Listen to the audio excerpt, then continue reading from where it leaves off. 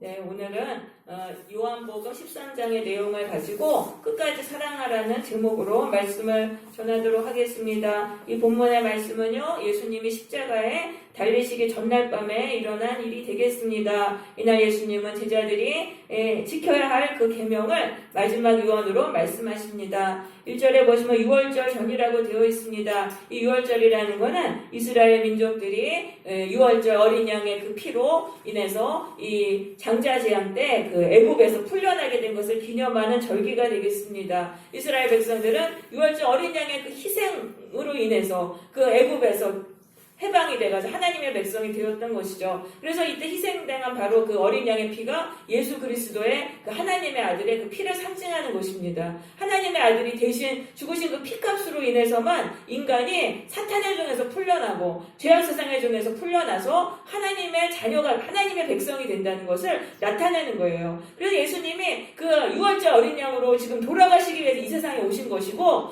그 다음 날 바로 이제 다음 날이면 십자가에 달려 돌아가시는 그 6월절 날이 되겠습니다. 그런데 예수님은 이제 돌아가실 때가 이제 이른 줄 아시고 자기 사람들, 바로 제자들이죠. 제자들을 사랑하시되 끝까지 이제 사랑하셨습니다. 자, 그 제자들은요, 아직도 예수님이 십자가에 달려 돌아가신다는 걸 깨닫지 못하고 있어요. 예수님이 몇 번이나 말씀하셨는데도 아직도 그 말을 믿지 못하고 그냥 세상적인 욕망에 취해 있어요. 내가 예수님이 이제 유대의 왕이 되시면 우리가 내가 높은 자리에 차지해야지. 서로 경쟁하고 그 세상적인 욕망에 끌려가지고 살아가는 그 제자들, 그들을 예수님은 끝까지 사랑하셨습니다. 그런데 2절에 보시면은 그 대조적인 인물이 나옵니다. 마귀가 시몬의 아들 가룟 유다의 마음에 예수를 팔려는 생각을 넣었더라. 예수님과 대조적인 그런 인물로 이 스승을 이제 팔려고 하는 이 가룟 유다가 나옵니다. 가룟 유다가 왜 이렇게 예수님을 팔려고 생각했냐면은 며칠 전에 그 베다니, 그 예루살렘 전에 베다니 마을에서 있었던 일 때문이에요. 베다니의 나사로 집에 예수님이 가셨는데 많은 사람들이 예수님을 보러 왔어요. 그때 많은 사람들이 모였는데 그때 마리아가 나사로의 그 동생 누이인 마리아가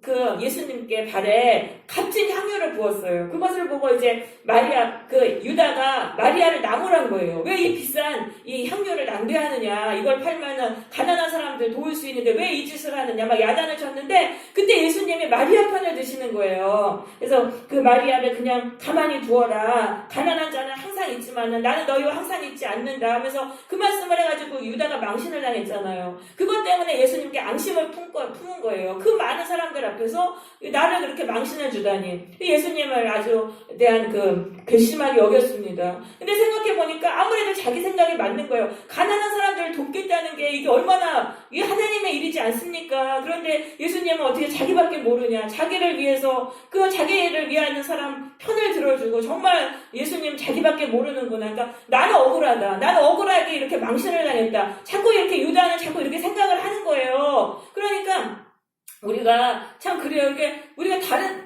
사람, 그러니까 예수님까지도 이렇게 나쁘게 보면 계속 나쁘게 볼 수 있는 거예요. 그러니까 우리는 어떤 상황에 대해서 내가 순간 기분이 나빴지만 그 사람을 용서해야 되는 거예요. 그 사람이 꼭 악해서라기보다 그 사람은 또 그런 상황일 수밖에 없는 그런 게 있는 거예요. 그런데 우리가 이렇게 나쁘게 보면 아무리 좋은 사람들 다 나쁘게 보이는 거죠. 유다가 예수님을 자꾸 부정적으로 나쁘게 이제 보니까 이제 자꾸 사탄이 이런 마음을 막 심어주는 거예요. 아, 그러면 예수님 정말 메시아가 아닐지도 몰라. 그러니까 자기가 메시아가 아니니까 예루살렘에 가면 내가 죽임당한다고 자꾸 이렇게 선수치는 것이다. 막 이런 식으로 생각되면서, 아, 그렇다면 예수는 사기꾼이구나. 그러면 내가 사기꾼을 이게 고발하는 게 민족을 위하는 일이구나. 자꾸 이제 이런 생각을 드는 거예요. 마귀가 자꾸 이런 생각을 넣는 거예요. 그래서 이게 마귀가 우리의 생각을 타고 우리 가운데 들어와요. 마귀의 악한 생각을 우리에게 넣는 거예요. 그래가지고 우리가 참 이 생각이 자꾸 우리의 마음속으로 이렇게 마귀가 이제 들어오는데 그게 굉장히 막 옳은 것처럼 막 보이는 거예요. 그게 마치 의로운 것처럼 막 보여가지고 우리를 자꾸 충동하는 거죠.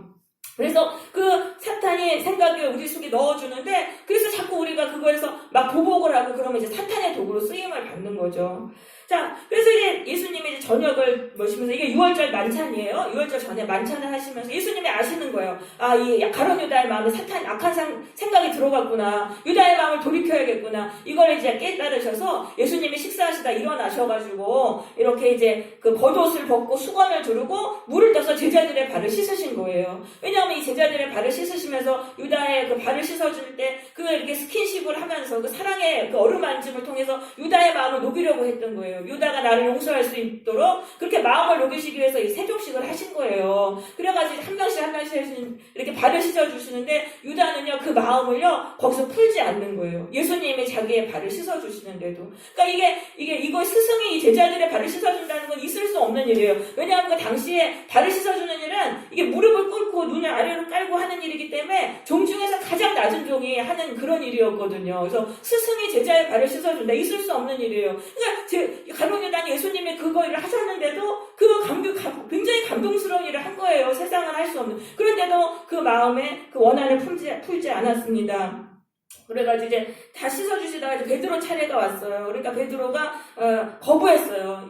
예수님이 스승으로서 내 발을 씻는 걸 나는 이제 허락 못합니다. 그랬더니 예수님이 내가 너를 씻어주지 아니하면 내가 나와 상관이 없느니라. 그래서 이 말은 뭐냐면 예수님이 우리를 씻어주셔야지 우리가 예수님과 연결이 된다는 거예요. 이거 뭐냐면 예수님이 우리의 죄를 씻어주셔야지, 십자가의 보혈로 우리의 죄를 씻어주셔야지 우리가 예수님과 연결이 되고, 그래서 연결이 된다. 그거를 이제 말씀하시는 것입니다. 그래서 그 뒤에 보면 이제 목욕하는 거하고 이제 발을 씻는 거 말씀하셨잖아요. 목욕한다는 건 뭐냐면 예수님을 정말 나의 주님으로 영접하는 걸 말해요. 그럼 그때 이제 성령이 오셔가지고 우리 영혼을 깨끗하게 씻어주세요. 성령이 와가지고 그냥 다 태우시면서 죄를 깨끗하게 세워서 새로 거듭나요. 그게 바로 목욕한 거예요. 예수님을 믿고 이제 성령을 처음에 받는 거. 그럼 그 다음부터도 계속 우리 안에 죄가 들어오는 거예요. 이 세상 살면서 죄가 우리 안에 들어오는데 그 죄를 계속 보혈로 씻어내야 된다는 거예요. 그게 발을 씻는 거죠. 이렇게 해야지만 우리가 예수님과 연결이 되는 거예요. 근데 우리가 이거를 안 하는 거예요. 교회를 다니면서 예수를 믿는다고 하는데 실제적으로 죄를 씻어내지를 않는 거예요. 그러니까 예수님과 분리가 되는 거죠. 그래서 우리는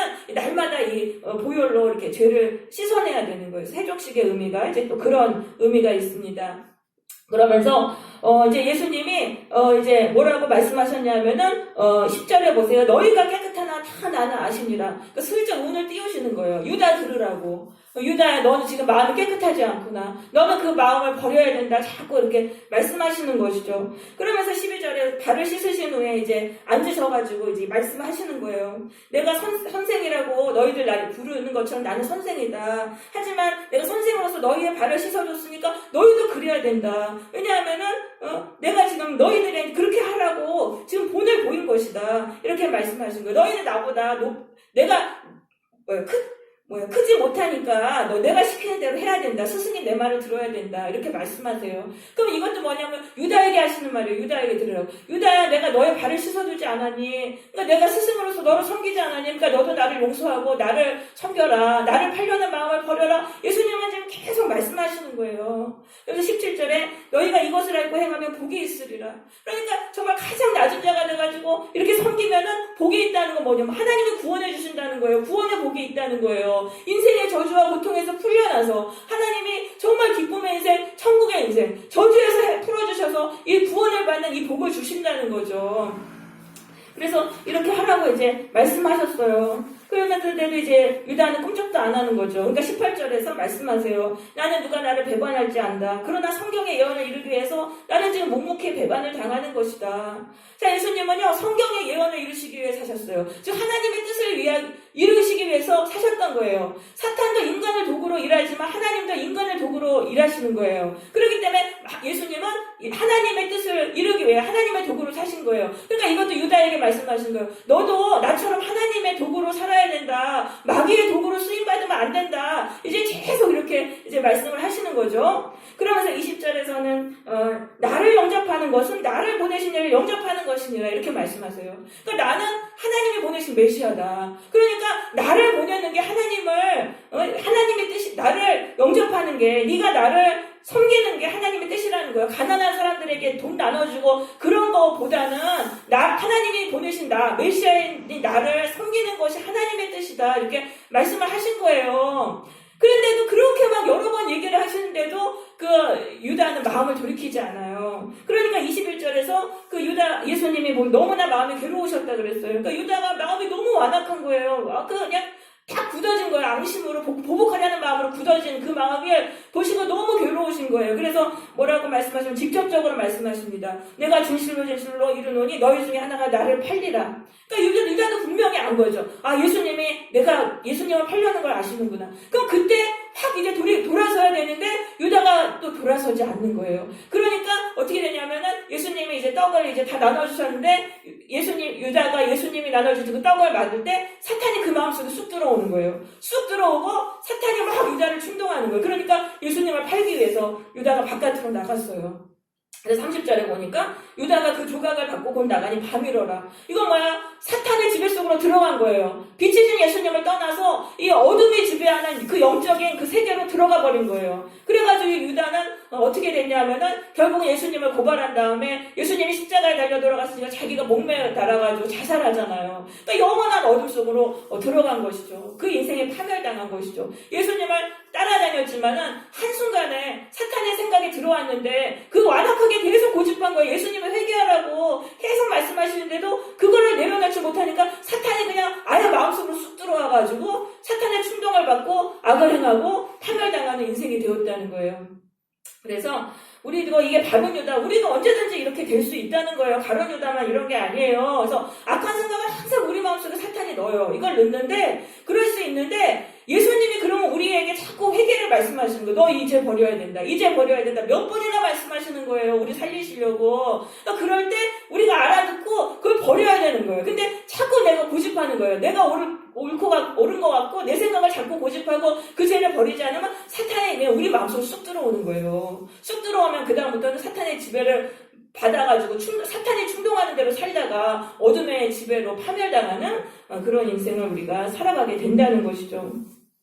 그러니까 이제 유다가 나갔어요. 이제 그래서 어둠의 지배 속으로 들어갔어요. 그러니까 예수님이 남은 제자들에게 말씀하세요. 새 계명을 너희에게 주노니 너희가 서로 사랑하라. 내가 너희를 사랑한 것 같이 너희도 서로 사랑하라. 지금 유다를 잃은 거예요. 예수님은 유다를 어둠의 지배 속으로 빼앗긴 거예요. 그러니까 예수님이 제자들도 얼마든지 그렇게 될 수 있잖아요. 그러니까 제자들에게 그 마지막 유언으로 당부를 주시는 거예요. 새 계명을 주시는 거예요. 내가 너희를 사랑한 것 같이 너희도 서로 사랑하라. 왜냐하면 이 제자들도 어느 순간 미움이 확 틈타가지고 어둠의 지배 속으로 들어갈 수 있잖아요. 그러니까 그걸 방지하기 위해서 이 새 계명을 주신 거예요. 그러니까 내가 너희를 사랑한 것 같이 예수님은 끝까지 사랑하셨잖아요. 끝까지 사랑하면 살라는 거예요. 그렇게 될 때 그 마귀가 우리 안에 미움을 넣지 못하는 거예요. 우리가 끝까지 사랑하며 살 때 우리가 구원을 받는 거예요. 왜냐하면은 끝까지 사랑하지 않잖아요. 그러면은 우리의 마음속에 미움이 틈을 타고 들어와요. 미움을 틈을 타고 들어온 다음에 그 미움이 우리 안에서 자꾸 집을 지어서 커지는 거예요. 그러면 우리의 인생이 미움의 지배를 받으며 살아가요. 그러면 그다음부터 영적인 어둠 속에서 계속 살아가게 되는 거예요. 그래서 예수님은 이 끝까지 사랑하라는 계명을 주신 거예요. 유다는 그 미움을 극복하지 못해서 어둠의 인생이 됐잖아요. 그러니까 이제 이 제자들도 그렇게 될 가능성이 너무나 많기 때문에 너희가 이것만큼은 해야 된다. 내가 너희를 사랑한 것 같이 너희가 서로 사랑해야 된다. 그래서 이거는요, 예수님의 마지막 유언인데 우리를 위해서 주시는 예언이에요. 우리가 끝까지 사랑하지 않으면은 우리 안에 미움이 들어와요. 미움이 들어와서 그 미움이 우리를 지배해서 우리는 우리의 인생이 파괴된다는 것이죠. 그래서 우리는 이 끝까지 사랑하라는 이 말씀, 우리를 이걸 해야 돼요. 이거를 하면은 복이 있으리라. 이건 하나님이 구원해 주신다는 거예요. 끝까지 사랑하며 살면은 구원을 해 주신다. 그러면 35절에 너희가 서로 사랑하면 이로써 모든 사람이 너희가 내 제자인 줄 알리라. 그래서 우리가 예수님의 정말 사랑으로 끝까지 사랑하면은 딴 세상 사람들이 우리를 보고 저 사람들 예수님의 제자구나. 이건 뭐냐면 우리를 통해서 예수님의 모습을 본다는 거예요. 그러면서 예수님의 사랑을 나도 알고 배우고 싶다 해서 교회로 온다는 거죠. 그래서 전도가 일어나고 생명이 살아나는 역사가 일어난다는 거죠. 그래서 우리는 서로 사랑해야 돼요. 그래야지 교회로 사람들이 와서 이 교회에 생명의 역사가 일어납니다. 근데 교회 안에서 사랑하지 못하고 막 싸우잖아요. 맨날 교회들마다 막 싸우고 막 해가지고 막 그러잖아요. 그러니까 사람들이 막 욕하는 거예요. 교회를 욕하는 이유가 서로 사랑하지 않기 때문에.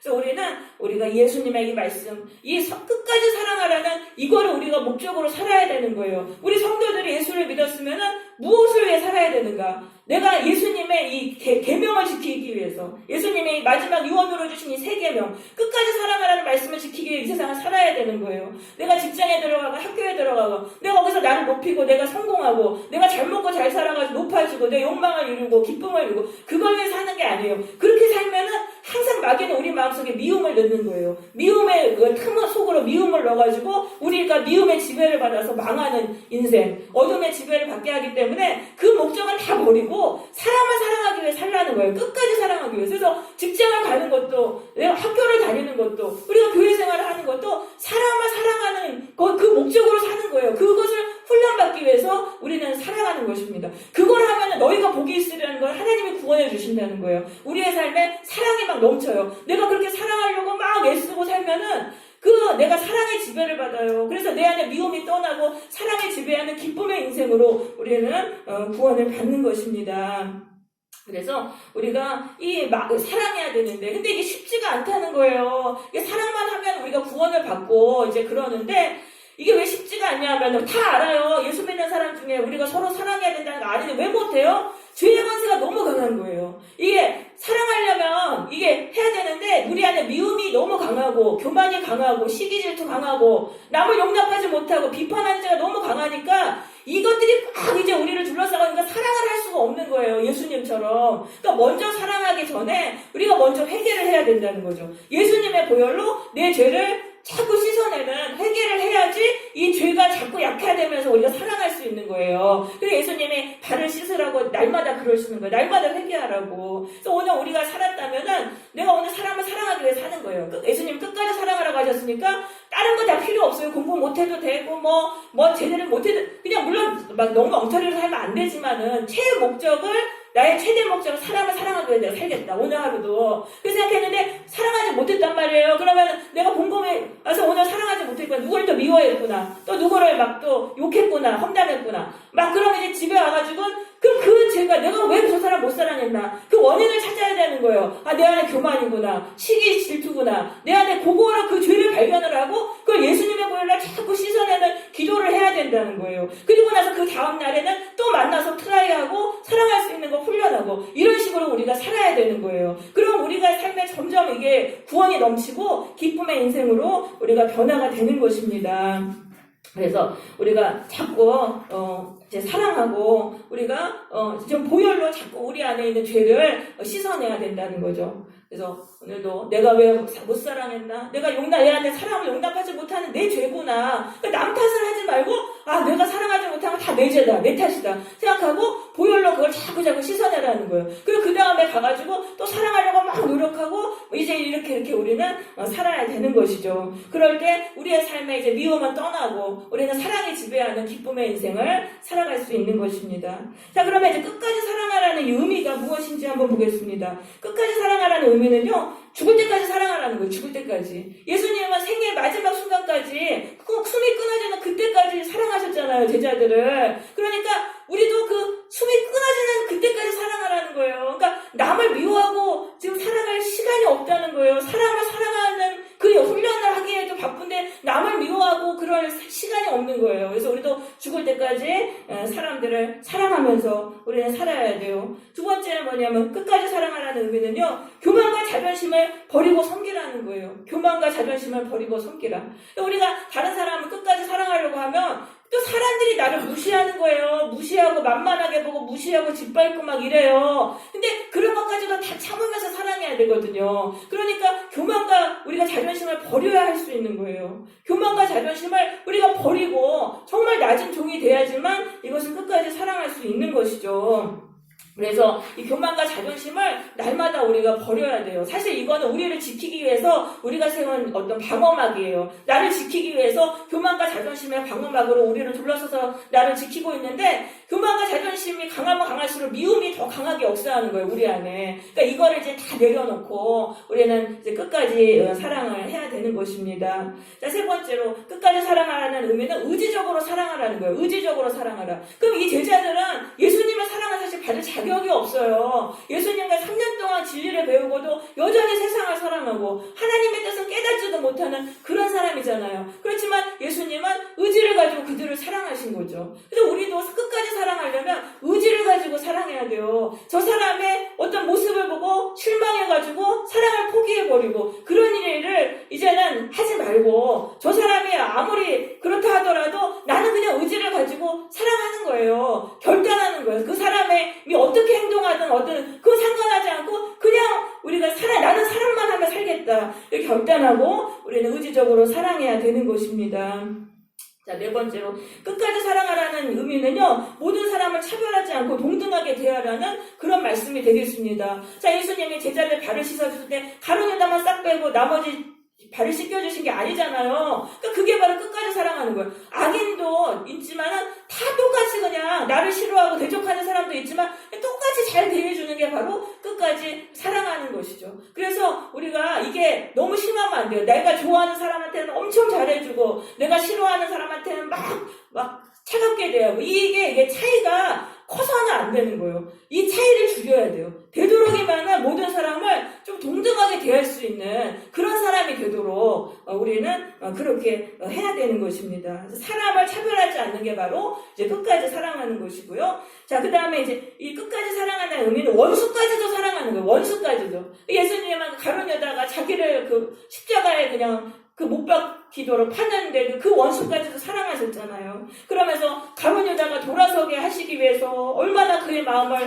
막 돌이키시려고 했습니까? 그러니까 우리도 그래. 우리 주변에 원수들이 있어요. 나를 괜히 미워하고 내가 잘못도 안 했는데 악한 영이 들어가가지고 나를 대적하는 사람이 있단 말이에요. 그러니까 그 사람도 사랑하라는 거예요. 그 사람을 위해서 기도해 주라는 거예요. 그 사람이 죄에서 돌아설 수 있게 되도록 예수님의 보혈로 그 사람 안에 있는 죄를 씻어주면서 그렇게 자꾸 원수를 위해서 기도해 주고 그렇게 하라는 것이 바로 예수님이 이제 끝까지 사랑하라는 의미인 거예요. 그렇게 할 때 우리가 하나님께 복을 받는 거예요. 이것을 하면은 너희가 복이 있으리라. 하나님이 구원해 주신다는 거예요. 인생의 저주에서 우리를 풀어주시고 천국의 복을 주신다는 거죠. 자, 그 다음에 6번째로 끝까지 사랑했다는 의미는 한결같이 사랑하셨다는 거예요. 한결같이 사랑하라는 거예요. 그러니까 온탕 사랑했다가 갑자기 확 미워했다 하면서 이게 온탕과 냉탕을 반복하는 그런 걸 하지 말라는 거예요. 그러니까 한결같은 사랑으로, 그러니까 변덕을 부리지 말고 이제 사랑한다는 거는 한결같이 잘해주는 것을 말하는 것입니다. 나의 기분과 상황에 따라서 사람을 사랑하기도 했다가 미워하기도 했다가 이러는 게 아니라 그냥 한결같이 그냥 사랑하라는 그러한 말씀이죠. 그럴 때 사람들이 내가 사람을 막 사랑했다가 갑자기 확 미워했다 하면 사람들이 다 상처받고 다 떠나요. 그러니까 이걸 이제 버리고 한결같이 우리가 사랑해야 되는 것이죠. 네, 그게 우리가 살아갈 때 점점 우리 안에 이제 미움이 자꾸 허물어져요. 우리가 이런 사랑으로 살아가려고 막 노력할 때 우리 안에 세워졌던 그 미움의 집은 허물어지고 또 우리 안에 사랑의 집이 또 세워져서 사랑이 지배하는 인생, 천국의 복된 인생을 살게 되는 것입니다. 네, 그래서 우리가 바로 이곳을 우리 나의 인생의 목적으로 우리는 이제 살아야 되겠어요. 그래서 우리가 직장에 가서 만나는 사람들, 학교에 가서 만나는 사람들, 그 사람들을요, 이제 내일부터 우리가 이제 오늘부터 이 사람들을 사랑하기 위해서 우리는 이제 살아야 되는 것이죠. 그러면은 그 사람들을 귀하게 여겨야 돼요. 나에게 붙여주는 사람들을 무시하면 안 돼요. 그 사람을 무시하면 안 되고 그 사람을 정말 귀하게 여기고 그리고 그 사람이 악한 사람이라 하더라도 끝까지 사랑하고 섬겨야 돼요. 왜냐하면 그게 훈련하시는 거예요. 하나님이 그 사람을 붙여주셔서 네가 이 사람을 사랑할 수 있는지 없는지 우리를 지켜보고 계시는 거예요. 그 테스트를 우리는 받고 있는 거예요. 그래서 악한 사람, 힘들게 하는 사람들 내가 끝까지 사랑하면 하나님이 우리를 훈련하셔가지고 내가 굉장히 좋은 사람이 되도록 우리를 훈련하시고 또 좋은 사람 만나게 해주시는 거예요. 그러니까 나는 내 옆에 있는 사람을 통해서 복을 받는 거예요. 나랑 만나는 그 사람들을 통해서. 그 사람이 악한 사람일 수도 있지만 그 사람을 끝까지 사랑할 때 내 안에서 훈련이 일어나가지고 좋은 사람으로 내가 변화돼서 내가 또 좋은 사람들을 만나는 복을 받습니다. 그러니까 내가 만나는 사람을요, 귀하게 여기세요. 절대 무시하지 마시고, 그 사람을 통해서 내가 복을 받는구나 생각하고, 우리는 끝까지 사랑해야 되는 것입니다. 그리고 지금 만나는 사람과 관계가 막 힘들다고 해서 막 끊어버리고, 다른 사람 만나고, 그러면 안 되는 거예요. 그러면은 그 복이 다 허물어지는 거예요. 어디든지 하나님이 보내신 그곳에서 그 버티면서 그 사람들을 끝까지 사랑하려고 우리는 그렇게 해야 돼요. 그렇게 할 때 우리가 그 안에서 진실의 열매가 맺어지고 사랑의 열매가 맺어져서 우리의 삶에 복된 인생으로 변화가 되는 것입니다. 그러기 위해서는 우리가 눈물로 기도할 수밖에 없어요. 왜냐하면은 그 힘든 사람, 사랑할 수 없는 사람들하고 그냥 사랑해야 된다면 그게 얼마나 힘들어요. 눈물의 기도 없이는 되는 게 아니죠. 그래서 우리는 날마다 이제 나의 죄를, 사랑하지 못하는 나의 죄를 회개하면서 이제는 남 탓하고 원망하고 이런 거 다 버리고 내가 사랑하지 못한 내 죄구나 생각하고 눈물로 회개하는 그런 삶을 우리는 살아야 되겠습니다. 그래서 오늘 예수님이 보여주신 이 끝까지 사랑하라는 이 말씀 우리가 마음속에 새기고 우리가 이제 이런 삶을 위해서 다른 거 다 내려놓고 그냥 끝까지 사랑하는 사람이 되기 위해서 이것을 위해서 최선을 다해서 살아가는 그런 삶을 사시기를 바랍니다. 그럼 하나님이 자꾸 구원해 주세요. 복이 있으리라. 이거 하나님이 구원해 주신다는 거야. 우리의 인생이 점점 잘 돼요. 저주가 왔던 것도 다 떠나요. 그래서 우리가 이것을 위해서 살아가는 그래서 빛으로 가득한 그런 성도들이 되시기를 바랍니다. 아멘.